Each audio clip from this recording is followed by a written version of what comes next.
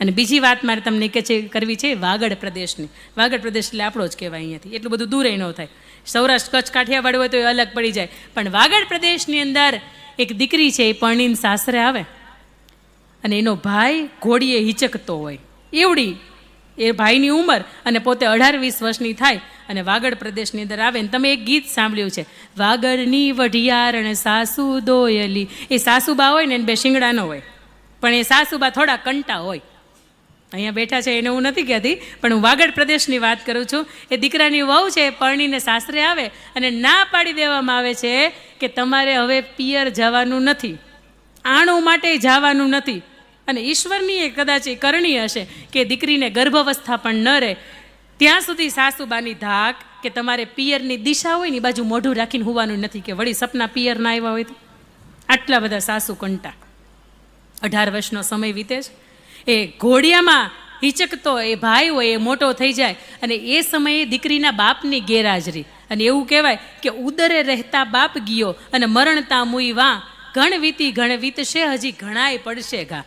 તમે ગર્ભની અંદર હોય ને તમારા બાપનું મૃત્યુ થઈ જાય અને જન્મતા વેદ તમારી મા મરી જાય તો ભલા માણસ એની માથે કેટલી ગણી વીતે છે ને એ કોઈને ખબર નથી. તમે કે હું એનો નિબંધ લખીએ ને તો એને ન લખાય. એ દીકરાની વહુ છે, એ ઘરની અંદર બધાએ કામ નિષ્ઠાથી કરે. એક વખત એનો ભાઈ છે એ મોટો થાય એટલે એના બા એને એવું કે બેન એના કામની અંદર વ્યસ્ત હશે એટલે આટો મારવાય નથી આવી, તે જોઈ નથી, પણ તું એમ કર તારા હક પણ નક્કી થયા છે ને એટલે તું જા અને કંકોત્રી આપી આવ. બેન છે ને કદાચ એ બાને આવશે, એના સાસરીએ વાળે ને એ બાને આવવા દેશે. એ ભાઈ છે એ ગાડું જોડીને જાય છે. કેટલોય પલ્લો કાપ્યા પછી ગામને પાદર આવે ને ગામને પાદર આવીને પૂછે કે ફલાણા માણસનું ઘર આ બાજુ. અને બરાબર એ જ સમયે પોતાની જેઠાણી પોતાની નણંદબાની સાથે પોતાની સખીઓની સાથે એ પાણી ભરવા ગઈ હોય ને સાંભળે કે આ ક્યાંક તો આની અંદર આ મીઠાશ છે, એ મારી માની મીઠાશ છે, આ અવાજ છે એની અંદર રણકારો છે, એ મારા બાપનો રણકારો છે. એક બાજુ ઊંચું કરીને જોવે અને અણહાર પોતાના ભાઈ જેવી આવે. કારણ કે ઘરનું ઠેકાણું, પોતે પણ 18 વર્ષથી પિયર નથી ગઈ એટલે પોતાને પણ પિયરના સપનાઓ આવે, પણ કોઈને કહી ન શકે. નાની વહુ મોટી વહુ આ બધા જ જાય, પણ આ વહુનું પિયર નબળું એટલે સાસુબાઈને જવા ન દે. આંગણે આવીને પેલાને કે તારે આના ઘરે જવું છે, તું આના માટે આવ્યો છો? પેલો ભાઈ છે એવું કે હા, એટલે કે હાલો એ મારું જ ઘર છે. એને દેરાણી જેઠાણી નણંદર સાથે હોય એવું કે આ ભર બજારની અંદર આવી રીતે તારે વાત ન કરાય કોઈની યારે, આ પરપુરુષ કહેવાય. પણ એ માણસ છે મહેમાન થઈને ઘરે આવે, સાસુબાની પરવાનગી લે. અહીંયા સાક્ષી છો કે સાસુબાનું માથે ઓઢાતું, સાસુબાની લાજ કઢાતી, અને સાસુબાને પૂછ્યા વિના પગની પાની છે ને એને ઉમરા ઓળંગાતો નહીં. આજની વહુ એમ કે બા તમે સંભાળી લેજો ને હું જાઉં છું, તમે થોડું કે સંભાળી લેજો પણ હું જાઉં છું. મૂવી જોવા જવું હોય તો કે છોકરાઓ હુતા છે તમે જોજો ને થોડું. બા બિચારા આમે આખી જિંદગી વહી ગઈ. બાને આ બા છે ને એને બિચારાને પોતાને હાવું સામે બોલાતું નહીં, અને અત્યારે હવે વહુની સામે બોલાતું નથી. એટલે સેન્ડવિચ જેવું જીવન જીવે છે ને એ આજના વયોવૃદ્ધ જે સાસુઓ છે ને એ. પણ સમજની વહુ મળી છે, ગંગા જેવી વહુ મળી છે, એને ઘરે ચિંતા નથી. પણ આ વહુ છે એવું પૂછે છે કે બા મારો ભાઈ એવો છે. કેટલાય રક્ષાબંધન વયા ગયા, કેટલી વીર પહલી વહી ગઈ, કેટલાય તે દિવાળી પછીના ભાઈ બીજ વહી ગઈ. હું કોઈ દિવસ મેં એનું મોઢું નથી જોયું, પણ ભાઈ મને તેડું કરવા માટે આવ્યો છે, એના લગ્ન છે, હું થોડીક વાર માટે બેસું એની સાથે વાતચીત કરું. બા એવું કહે છે મોઢું મચકાવીને કે હા જાઓ બેહો ઘડી. એ વહુ છે એ ભાઈની પાસે એક ઓરડાની અંદર બેઠી છે. એ ભાઈ છે એ સળગતો સવાલ પૂછે છે કે બેન 18 વર્ષ વયા ગયા, મારો ભાઈ શું કરતો હશે, મારો બાપનું હાજરી નથી, મારી માં શું કરતી હશે, તને આવો ક્યારેય વિચાર ન આવ્યો? તને ક્યારેય એવું નથી કે હું એક વખત મળવા આવું? એટલે દીકરાની વહુ છે એવું કે એ ભાઈ હું મારા કામમાં આવો, સવારમાં 2-3 વાગ્યાની 4 વાગ્યાની ઉઠું, વહેલી પહોરની ઉઠું, પછી આ અનાજ દળવાનું હોય, પાણી ભરવાના હોય, આ વાહિદા કરવાના હોય, આ ગમાણ્યું સાફ કરવાની હોય, વાડીએ જવાનું હોય ને આ બધાને રસોઈ કરવાની હોય, હું એમાં વ્યસ્ત હોઉં. અને મને એમ ન થાય કે આ બધી જવાબદારી છોડીને આવું. પણ એ દીકરાની વહુની આંખની અંદર ક્યાંક એવું દર્દ હતું કે જે ભાઈએ વાંચી લીધું. ભાઈનું પૂછ્યું કે હે બેન સાચું બોલ, તને ઘરેથી કોઈ ના પાડે છે? અને હજી તો દીકરાની વહુ હજી તો કાંઈ બોલે, એ બેન કાંઈક બોલે, એ પેલા પાછળથી નળંદનબા સાંભળે ને એવું કહેવાય નળંદબા એટલે ઘરના સિયાડી. એ પાછળથી સાંભળે કે આ ભાઈ બેન કંઈક નક્કી ગટપટ વાત કરે છે. નણંદીએ જઈ સાસુને સંભળાવ્યું રે લોલ, નાની વહુ કરે છે આપણા ઘરની વાત જો, આ વહુએ વગોયવા ઘરના ખોરડા રે લોલ. નણદીએ સાસુબાને કીધું એટલે સાસુબાને ખબર પડી ગઈ કે આ તો ઘરની અંદર ઘરની વાત છે, ક્યાંક પિયરના પક્ષની અંદર લીક થાય છે. સાસુએ જેઠને કીધું, જેઠે સસરાને કીધું, સસરાએ પરિણ્યાને જે સંભળાવ્યું રે લોલ. તારી વહુ કરે છે આપણા ઘરની વાત જો, આ વહુએ વગોયવા ઘરના ખોરડા રે લોલ. એ પરિણ્યો, પોતે પતિ હતો, ત્યાં આવ્યો ને એને કીધું.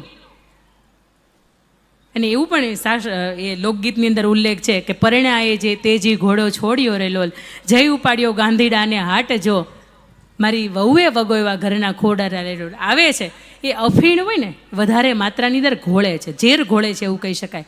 પાછળથી આ દીકરાની વહુ છે એ જોઈ જાય, એવું કહે છે કે શું કરો છો? તો કે અફીણ ઘોળું છું. કેમ? તો કે હવે તારે કે મારે બેમાંથી એકને આ ઘરની અંદર રહેવાય, બેને હવે સાથે ન રહેવાય. કારણ કે ઘરની અંદર આરોપ છે કે તે ઘરને આખું વગાવ્યું છે. જે ઘરની અંદર વગવણી કરનારી સ્ત્રી હોય ને, કાં તો એને રહેવાય ને કાં તો એના પતિને રહેવાય, બેમાંથી હવે સાથે ન રહેવાય. કારણ કે હું હવે માને કાંઈ ન કહી શકું અને કાંઈ પત્નીને ન કહી શકું.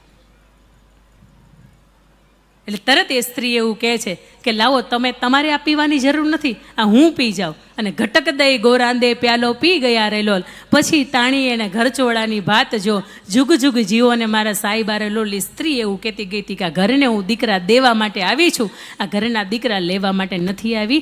આ સ્ત્રીની સમર્પણ શક્તિ હતી. અને આને વાત ઉપરથી મારે તમને કહેવું છે, કદાચ તમે ડબલ ગ્રેજ્યુએટ હોય, ડબલ માસ્ટર હોય કે ડબલ પીએચડી હોય, ઘણી વખત એવું બને કે તમારો વાંક ન હોય છતાંય તમારે સહન કરવાનું થાય, તો સાહેબ થોડીક ક્ષણ માટે રોકી જાજો. એ 30 સેકન્ડ માટે તમારા મગજની ઉપર આઈસની ફેક્ટરી ખડકી દેજો અને થોડીક વાર માટે સ્ટોપ થઈ જાજો. સાસુબા, સસરા, પતિદેવ કે ઘરનું કોઈ પણ વ્યક્તિ જ્યારે તીવ્ર અવસ્થાની અંદર હોય ને ત્યારે થોડાક શાંત થઈ જાજો. અને બીજે દિવસે એને એવું કહેજો કે તમે ગઈકાલે આવી વાત કરતા હતા ને, પણ આમ નહીં ને આમ હતું. તમારી double master, double graduate, double PhD છે ને એની કિંમત થશે.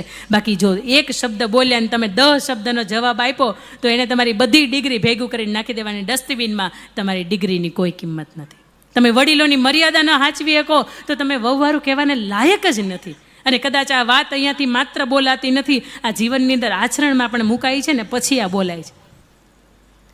મેં વાત તમને કરી ઘરની. બીજી દિવાલ મજબૂત ક્યારે હોય તો કે પત્ની છે ને એ હોમાં હોહરવી નીકળે ને તો એની ઉપર આખું ખાનદાન, આખો સમાજ અને ખાસ કરીને પોતાનો પુરુષ કમેન્ટ ન કરે ને ગર્વ કરી શકે ને, આવા બનજો. ઘરની ત્રીજી દિવાલ એટલે આપણી નિયાણીઓ અને આપણા દીકરાઓ. દીકરી કેવી હોય? સરસ મજાની દેખાતી હોય એવી હોય. આપણે જોણ બાબતની અંદર લગભગ પૂછીએ દીકરી કેવી છે એટલે તરત એવું કે આટલું ભણી છે, એની પાસે આ ડિગ્રી છે, આ આવડે છે અને અહીંયા નોકરી કરે છે અને દેખાવે સરસ છે, ત્યાં કર્યા જેવું ઠેકાણું સારું છે. આપણે આટલું જ પૂછીએ કે દીકરી કેવી છે. પણ મારે તમને વાત એ કરવી છે કે દીકરી કેવી હોય? દીકરી સાહેબ એવી હોય કે એના વાણીની અંદર અને એના વસ્ત્રોની અંદર અને એના વર્તનની અંદર ભારોભાર મર્યાદા છલકાય. વાણી, વર્તન અને વસ્ત્ર, આ ત્રણની અંદર જો એકાદાય પાસામાં પાછળ પડે ને તો કદાચ એ દીકરી તરીકે પોતાની જે ગુણ હોય ને એમાંથી ચૂકે છે. મારે તમને અહીંયા દ્રષ્ટાંત આપવું છે દીકરી કેવી હોય. બહાર તમે ઝવેરચંદ મેઘાણીને મૂક્યા છે. કદાચ તમે સૌરાષ્ટ્રની રસધાર વાંચી છે કે નહીં મને નથી ખબર, પણ વાત તમને મારે અહીંયા એ કરવી છે કે 1857ની અંદર અંગ્રેજો ભારતના પ્રવાસે હતા.